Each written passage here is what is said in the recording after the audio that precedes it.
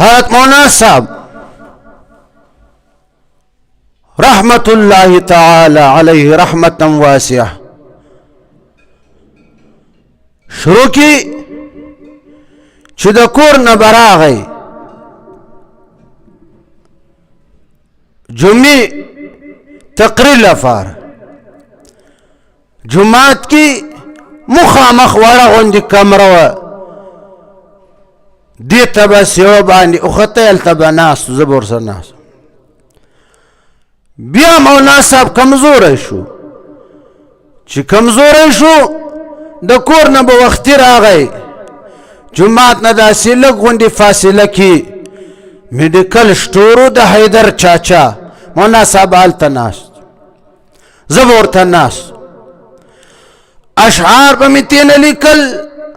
بیا وروسته مولانا صاحب المثنوي راوړه مثنوي به درته شروع کړم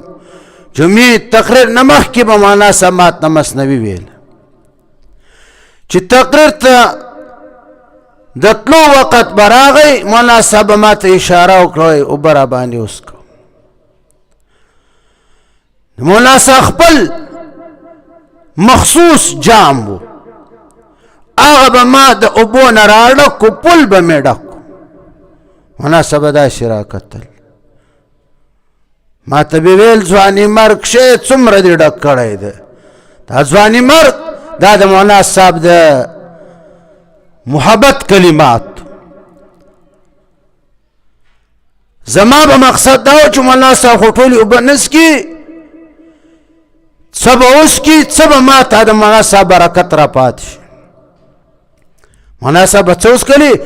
ما به ورته کتل چې مولانا صاحب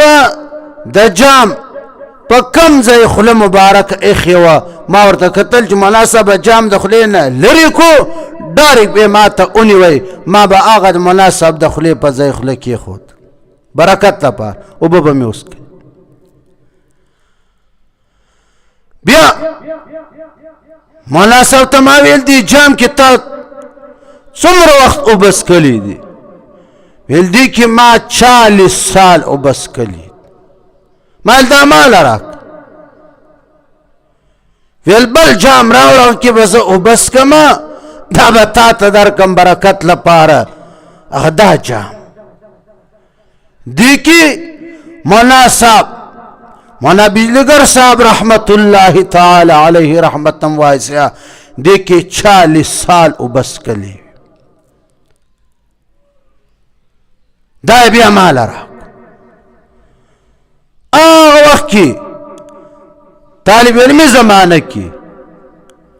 او ډېر کلونه وشو چې ما سره پروت دا مولانا صاحب یادګار